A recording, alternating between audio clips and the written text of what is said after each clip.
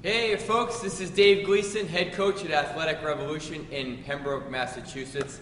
And today I'm coming at you with another video where I'm going to ask you to think a little bit and really dive into the way that you're coaching and what's most optimal for your young athletes at every level. What I want to talk to you about today is the concepts, if you will, of strength training versus or movement training, skill-based training. Whether it's changing direction, acceleration, vertical leap, landing skills. The technique involved with some of our lifting mechanisms or lifting exercises like the squat, the deadlift, breaking that down into just a hip hinge. We could go on and on and on about the different activities that we might fall under the realm of skill development, movement training. But, what importance or what percentage, if we're going to put a percentage on it at all, do we put on strength training versus movement-based training? Should we do 60% strength training with our kids versus 40% movement training, which might include also tissue quality, mobility, activation, corrective exercise, that type of thing? How do we tip the scales either way on that? Now, here's my perspective according to what I see most often here. Now, keep in mind, in my facility, we have everything from your non-team sport athlete, actually non-exerciser, to your elite high school athlete. We actually have college and pro athletes as well, but I'm talking about the kids that are 6 to 18 years old. Now, let's talk about the older kids a little bit just for today. Strength training is vitally important. But I want you to remember it's one component of a complete program that you should have set up for your kids.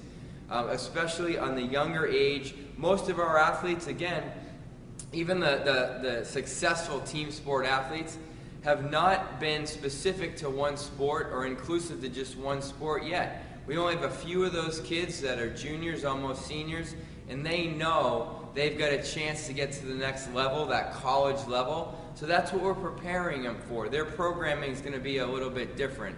But especially the younger kids, keep in mind that the skill needs to be there as well as some strength training. Now again, I'm not going to apply any percentages today because of course that's going to change depending on whether they do actually have an off season, which most kids don't these days. Most sports these days are year round. Now, can we still try to get them to peak for maybe once a year? Yes. But I still think a lot of traditional periodization and linear progressions are not applicable because of all the outside variables that come into play when we're talking about young athletes. Things like sleep, nutrition, stress, normal development and growth, hormonal changes, all these variables that we can't control. So it's very difficult to program months out at a time and place, if you will, percentages on how much strength training is going to be done, how much movement-based or skill acquisition training is going to be done. We also have to think about how much time we have our young athletes under our care. If I'm lucky, I get them for 2 or 3 hours a week. Okay, we're a long-term athletic development model. We do have kids that come in 3+ days a week, but again, those are our more accomplished, older athletes. Okay? The average is probably about a little over 2 times a week. There's a lot of time during the rest of their lives that we don't have them. We don't have them in our care. So we're counteracting a lot of outside forces, okay? A lot of outside variables. For my money, when we prioritize what we need to make sure that they have a good grasp on is skill. Now sometimes, again, that skill development has to do with how to properly squat, how to properly deadlift. We'll teach cleans. We'll teach push jerks and push presses. You name it, we teach it, but it's got to be the skill first. See, the thing is, if we're externally loading our kids without the skill, we're doing them an injustice and leading to potential injury in the future. All right?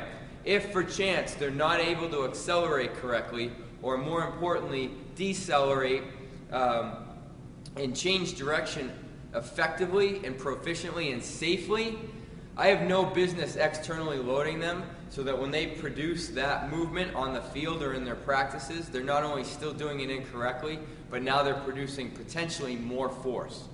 potentially putting themselves in a situation which is worse off. In my opinion, the strength training as part of a comprehensive program will help make all the other stuff mean more. When they're in their practices and in their games and they're moving better, it means even more because now they can produce more force. They can accomplish those tasks with more strength, more muscular endurance, so forth and so on. Okay? Now, whether you agree with me or not, I want you to think about the way that you layer your programs. Go back, reflectively coach, think about what's going on in your programming to meet the kids where they need you the most. Where are their biggest needs? And do what's optimal. Not what is, great or good or what will get you by or maybe elicit some, biomotor improvements, whether it's strength, speed, whatever, but what's optimal for your kids for the long term. I'm going to finish with this. Don't forget about when their athletic career someday does end. It does end no matter what level. If they go pro, it's going to end at some point. Make sure that you're preparing them, you're stacking the cards in their favor to be active the rest of their lives. Not just for this year, this week, next year, or the year after, okay? Again, another one of those videos where I'm not going to give you a ton of answers. I gave you my opinions on some things, and I really want you to think about your own programming and the kids that are in your program and what's best for them. I really sincerely appreciate you watching all of these videos, not just this one. If you're looking for more information, I'd be remiss in not mentioning the IYCA today, the International Youth Conditioning Association.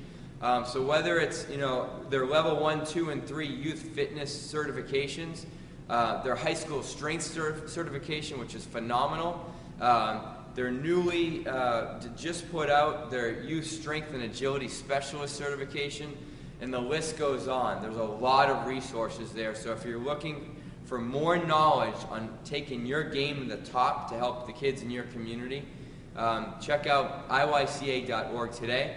You won't be disappointed. Thanks so much again for watching, and we'll be back soon with more videos. Bye-bye.